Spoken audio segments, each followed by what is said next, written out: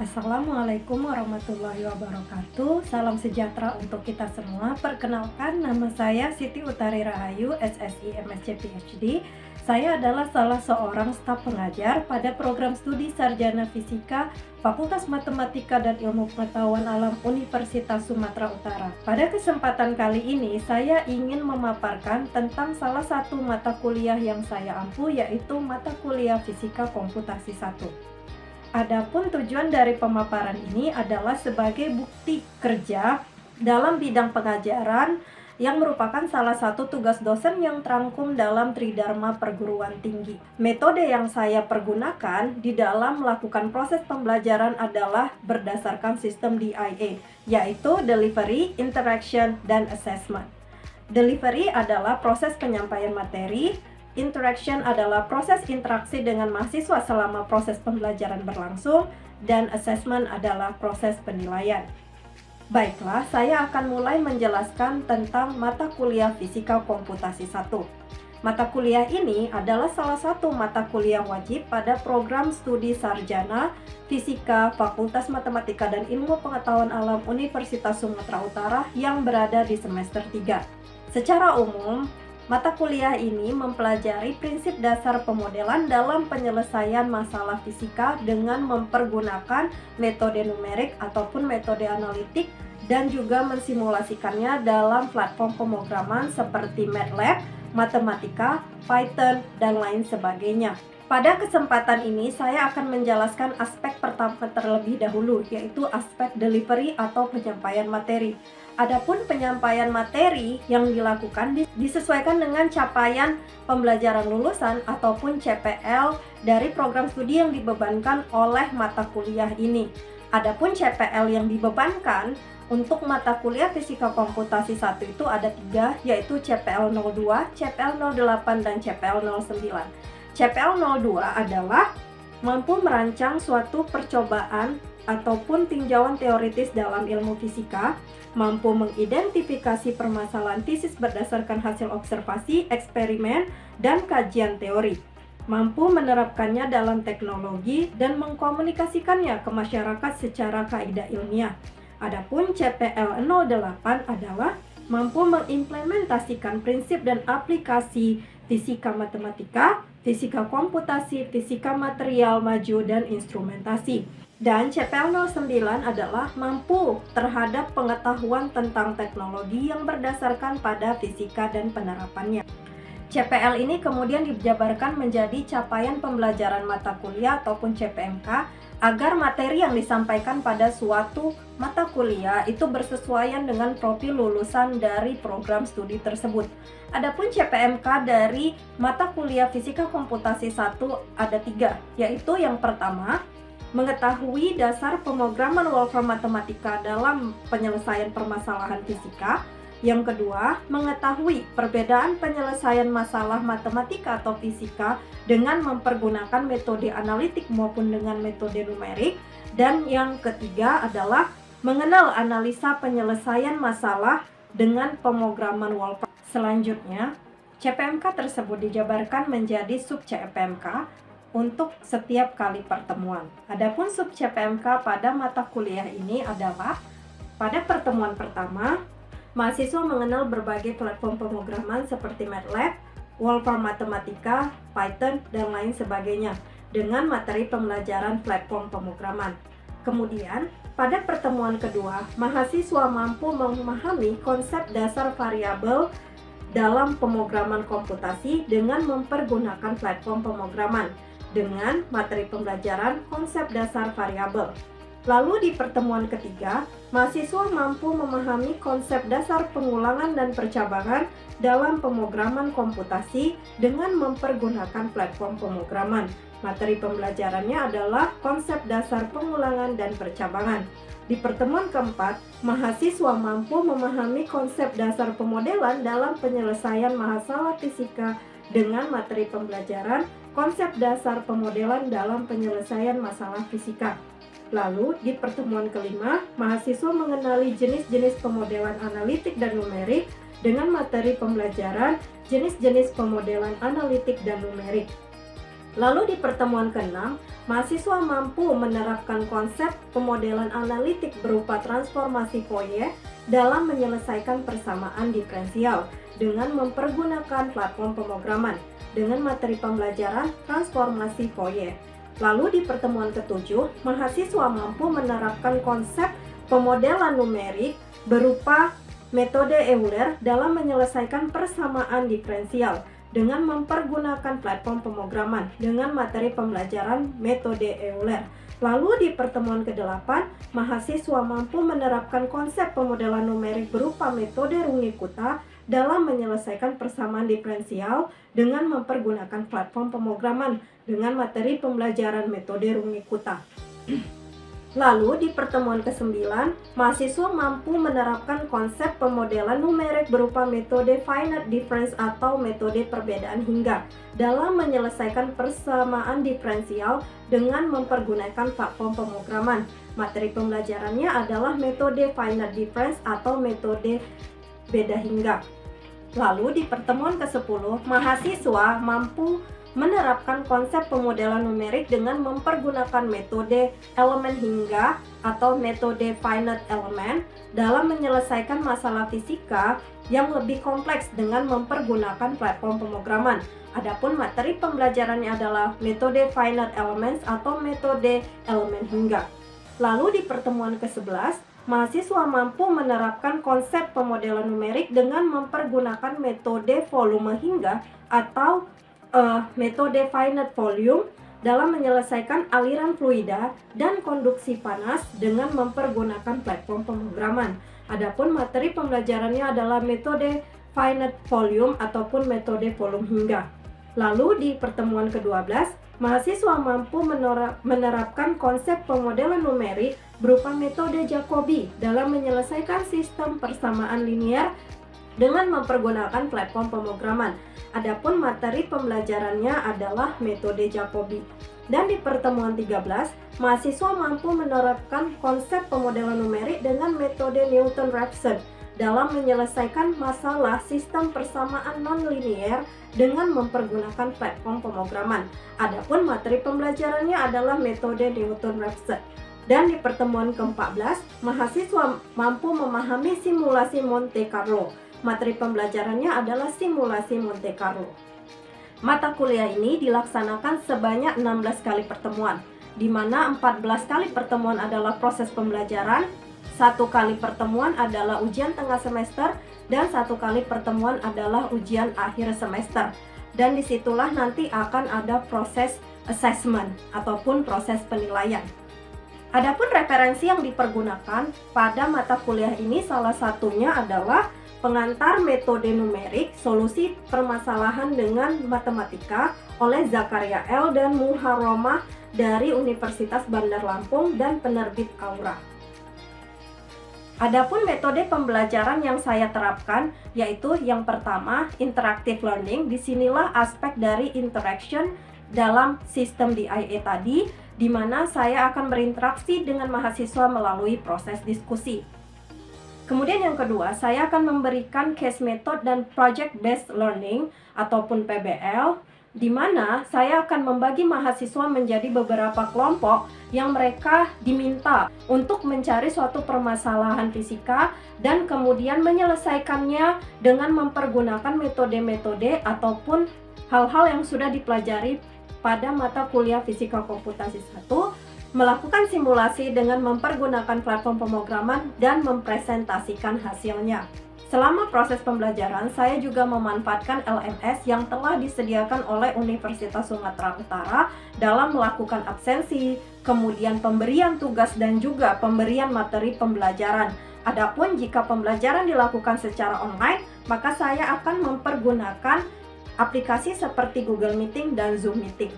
Untuk aspek assessment ataupun penilaian, presentase yang saya berikan untuk masing-masing proses pembelajaran meliputi case method sebanyak 25%, PBL atau project based learning sebanyak 25%, kuis 5%, tugas 5%, kemudian ujian tengah semester 20% dan ujian akhir semester sebanyak 20%. Adapun kehadiran ataupun etika itu adalah merupakan suatu kewajiban. Dan di sini penilaian dilakukan secara transparan dan objektif. Bahkan saya akan memberikan pengecekan lembar jawaban kepada mahasiswa untuk dapat mereka konfirmasi. Demikianlah pemaparan saya tentang mata kuliah Fisika Komputasi 1 yang saya ampu. Berikut ini adalah cuplikan pengajaran dari salah satu topik pada mata kuliah Fisika Komputasi 1, yaitu metode Euler yang dilakukan secara online dengan mempergunakan platform Zoom Meeting. Terima kasih atas perhatiannya. Saya ucapkan Assalamualaikum warahmatullahi wabarakatuh. Salam sejahtera untuk kita semuanya.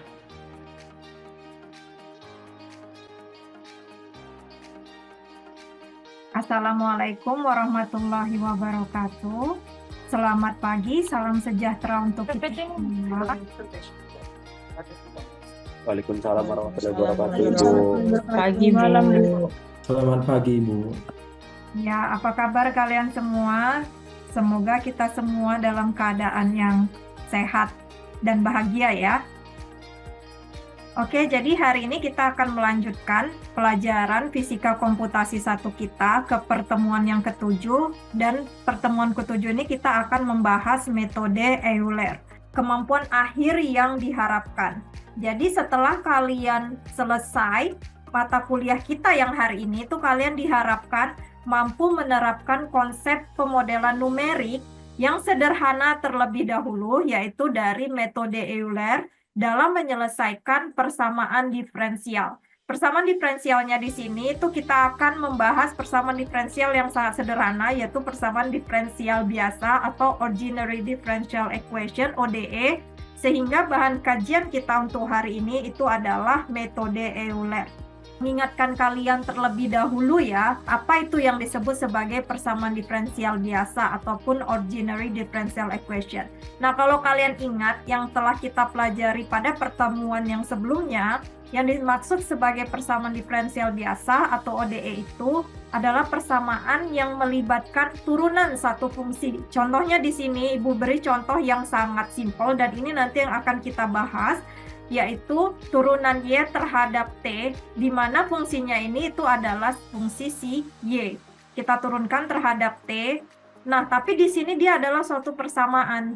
Nah, jadi persamaannya itu ya adalah turunan Y terhadap T sama dengan 2Y, seperti itu. Jadi fungsinya itu adalah si Y, dan variabel independennya di sini adalah T. Nah, contoh dalam fisika itu ada banyak sekali ya contoh dalam fisika untuk persamaan diferensial biasa ini. Salah satu contohnya itu adalah persamaan gerak linier yang dapat kita lihat di sini, atau ini sering kita sebut sebagai hukum Newton yang kedua, ya kan? Siapa di sini yang bisa menjawab apalagi contoh persamaan diferensial biasa di dalam fisika? Izin menjawab, Bu. Oh, oke. Aisyah ya? Ya, Bu. Oke, iya Aisyah. Untuk persamaan diferensial biasa dalam fisika itu, Bu, yang saya ketahui sih, Bu, yang pertama itu ada persamaan gerak harmonik, Bu. Nah, selain itu ada persamaan osilasi, persamaan peluruhan, persamaan gelombang, sama persamaan penghantar panas, Bu. Oke, iya. Jadi ada itu dia ya contoh-contoh dari persamaan diferensial biasa di dalam fisika. Bagus sekali ya Aisyah. Nah, di sini siapa yang bisa menjawab apa saja perbedaan metode analitik dan numerik? Baik, Bu, izin menjawab, Bu. Oke, Randy. Baik, Bu, izin menjawab, Bu. Ya. Menurut saya, Bu, perbedaan antara penyelesaian secara analitik dan numerik itu, Bu, kalau kita tinjau dari aspek solusi, Bu, kalau penyelesaian analitik itu dia dalam bentuk eksak, Bu, atau dalam bentuk formula. Contohnya, kalau kita dalam persamaan matematika itu AX kuadrat tambah BY tambah BY tambah Z, Bu. Nah, kalau dalam penyelesaian numerik itu, Bu, dia bersifat aproksimasi, Bu, atau dalam bentuk gambaran nilai numerik, Bu. Tetapi kalau dalam aspek metode, Bu, aspek metode penyelesaian analitik itu dia seperti manipulasi simbolik dalam bentuk eksakta, Bu. Sedangkan untuk penyelesaian numerik itu, Bu, dia dalam bentuk algoritma komputasi, Bu. Demikian, Bu. Terima kasih, Bu. Terima kasih, Randy. Penjelasannya sangat lengkap sekali ya, Randy. Sini Ibu langsung saja ya. Jadi metode Euler ini adalah metode numerik yang digunakan untuk menyelesaikan persamaan diferensial biasa yang hasilnya itu secara aproksimasi. Nah, apa sih Bu aproksimasi? Nah, nanti itu akan Ibu jelaskan lebih lanjut lagi. Nah, jadi di sini untuk metode Euler ini, karena dia aproksimasi ataupun nilai pendekatan, maka ketika kita menyelesaikannya, itu kita menghitung solusinya itu langkah demi langkah.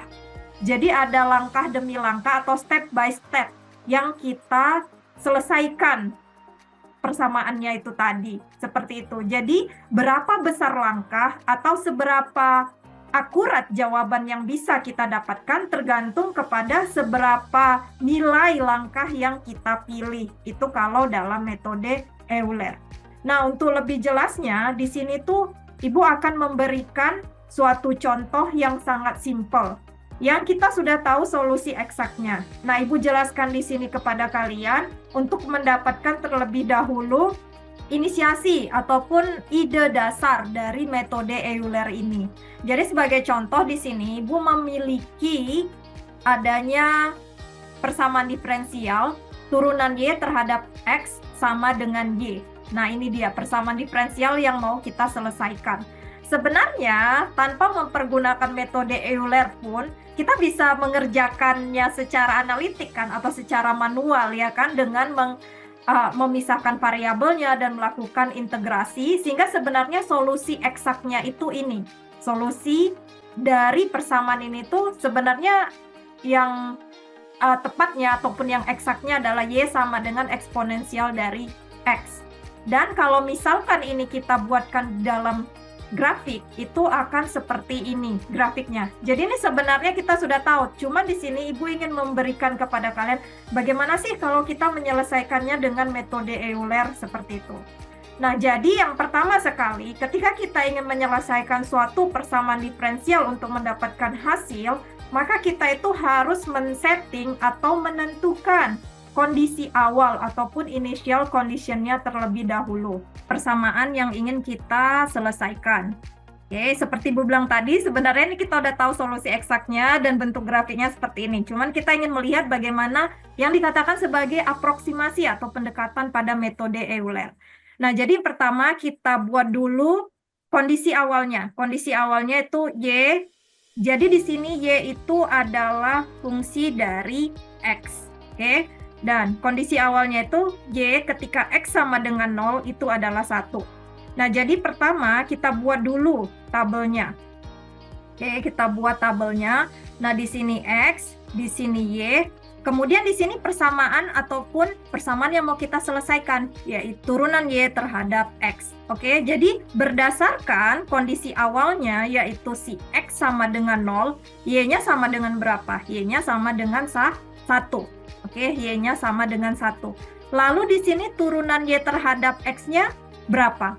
Nah, kalau kalian lihat dari persamaan ini, turunan Y terhadap X itu sama dengan Y.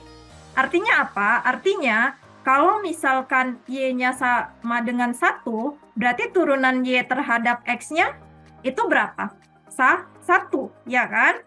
Oke, nah selanjutnya, seperti yang Ibu katakan, kalau kita mempergunakan metode Euler, itu kita mempergunakan step size atau ukuran langkah, atau step size. Step size-nya itu apa? Nah, di sini seberapa banyak X-nya itu mau kita naikkan, karena kan variabel independen atau variabel yang bisa kita ubah, itu adalah si X, ya kan? X-nya sama dengan 0, Y-nya kan sama dengan 1, berarti di sini dia titiknya, ya kan? Di sinilah dia titiknya. Oke, nah sekarang kita ukuran langkahnya atau step size-nya itu dari X sama dengan 0, kita mau seberapa jauh dia kita naikkan, seperti itu kira-kira, atau delta X-nya seberapa jauh mau kita buat. Nah, di sini Ibu buat terlebih dahulu delta X-nya itu sama dengan 1, biar agak cepat, biar kalian melihat bagaimana membuat nilai dari metode Euler ini nanti lebih akurat gitu. Nah, sekarang kita buat besar aja. Delta X-nya sama dengan 1. Artinya, ketika X sama dengan 1, Y-nya itu sama dengan berapa? Nah, di sini kalau kalian perhatikan, berdasarkan persamaan ini, delta X terhadap delta Y itu kan sebenarnya menunjukkan slope-nya kan?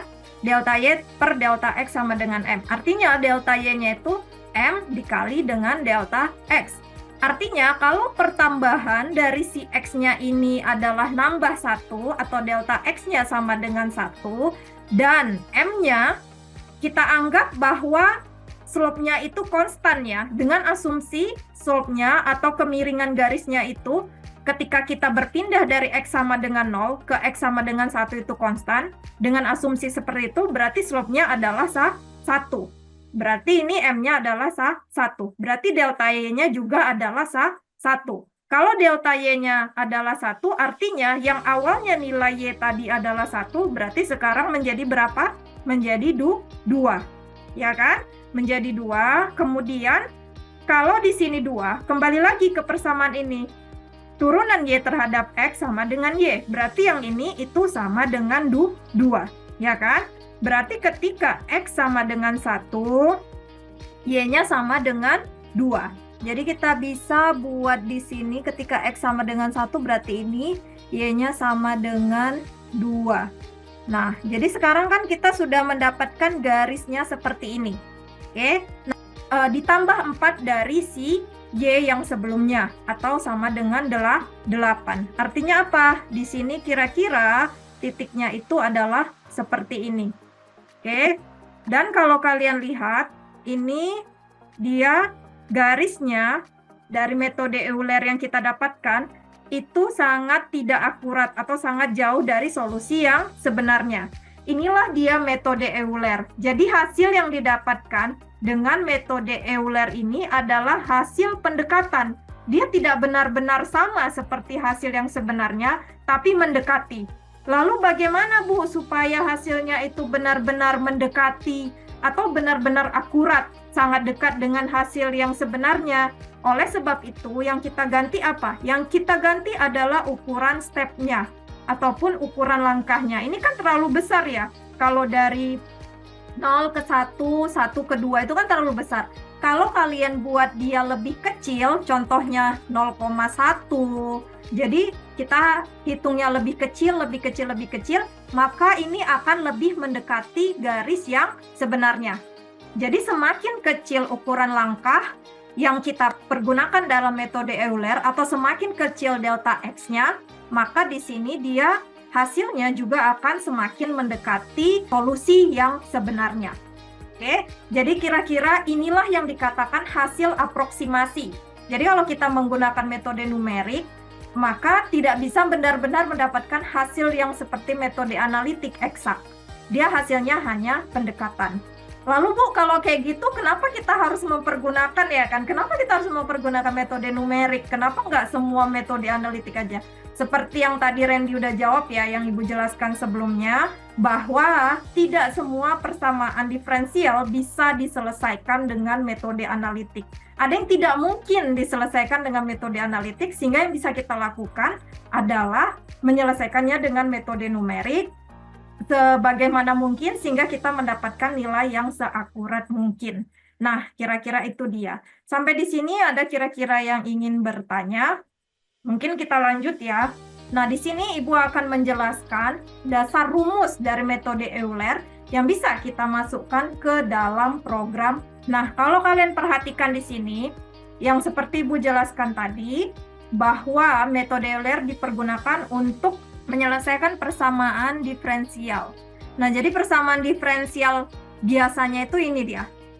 Turunan Y terhadap X adalah suatu fungsi. Dan ingat, ketika kita ingin menyelesaikannya, kita harus tahu kondisi awalnya, atau kita definisikan terlebih dahulu kondisi awalnya, X0 dan Y0.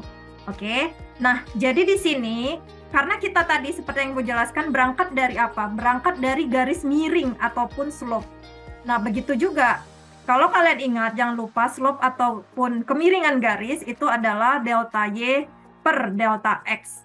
Nah, di sini kita akan berangkat dari persamaan garis miring. Oke, jadi kalau kita berangkat dari persamaan garis miring, yaitu delta Y per delta X itu sama dengan si garis miring ataupun M. Nah, berarti delta Y sama dengan M dikali delta X. Ya kan? Kemudian delta Y itu apa? Kalau misalnya kita punya kondisi awal X0, Y0, dan setelah kita olah proses dengan mempergunakan persamaan, berikutnya kita mendapati X1, Y1, maka berarti di sini delta Y-nya itu adalah Y1 dikurang Y0 sama dengan slope ataupun kemiringan garis dikali X1 dikurang dengan X0. Oke, nah ini dia kan. Nah, sekarang kalau kita buat seperti ini kan boleh ya. Y1 sama dengan Y0. Y0-nya kita pindahin nih dari sisi sebelah kiri ke sisi sebelah kanan. Sama dengan Y0 ditambah M dikali X1 dikurang X0. Oke. Nah, kemudian di sini Y1 sama dengan Y0 ditambah M. M ini adalah slope. Ini M ya. M. Delta Y per delta X. Jangan lupa, slope itu apa? Ini dia kan. Turunan Y terhadap X. Ini kan sebenarnya slope ini kan. Delta Y per delta X. Ini kan slope kan. Berarti fungsi dari persamaan ini itu adalah si M. Ya kan? Fungsi dari persamaan ini adalah si M. Artinya apa? M yang di sini kita bisa buat sebagai fungsi X0, Y0. Karena kita punya kondisi awal. Jadi kita buat dulu kondisi awalnya. Oke, dikali. Nah, ini si M-nya ya kan. Nah, si X1 dikurang X0 apa? Artinya kan itu dari sini ke sini kan. Dari X0 ke X1 kan. Atau delta X. Artinya itu dia adalah step size atau ukuran langkah. Step size atau ukuran langkah yang di dalam metode Euler kita definisikan sebagai H. Step size atau ukuran langkahnya kita definisikan sebagai H. Jadi ini kita buat dia adalah, yang ini adalah si H atau step size-nya. Atau kalau misalnya ini, terus Bu, kalau Y2 cara nyarinya gimana? Berarti kalau Y2 sama dengan Y1, ya kan? Ditambah dengan fungsi dari X1, Y1 dikali dengan step size. Dan begitu seterusnya, sehingga kita mendapatkan rumus umum dari Euler. Rumus umum Euler itu adalah YN, kita bisa buat ini YN sama dengan YN kurang 1 ditambah F X N kurang 1 YN kurang 1 dikali dengan H. Nah, seperti ini. Atau kita bisa buat YN tambah 2 sama dengan X N Y N. Nah, kira-kira seperti ini. Bisa dipahami? Ya, jadi kalau sampai di sini dulu ya pertemuan kita karena waktunya sudah selesai. Nah, di sini Ibu ada tugas ya. Jadi karena kita sudah mau mendekati UTS, maka tugasnya di sini Ibu ambil dalam bentuk case method. Kalian harus membagi kelompok, masing-masing kelompok itu terdiri dari 2 orang. Masing-masing kelompok mencari kasus fisika yang dapat diselesaikan dengan mempergunakan metode Euler. Dan Ibu minta 2, yang pertama kalian cari atau hitung manual dengan tangan ya, dengan metode Euler. Dan satu lagi dengan mempergunakan program, dan ini kalian kumpulkan saat UTS. Kalau tidak ada yang ingin ditanyakan, kita akhiri sampai di sini dulu. Assalamualaikum warahmatullahi wabarakatuh. Selamat pagi, selamat beraktivitas. Baik Ibu, terima kasih banyak Ibu. Baik, Bu. Terima kasih, Bu. Ibu. Ya, sama-sama.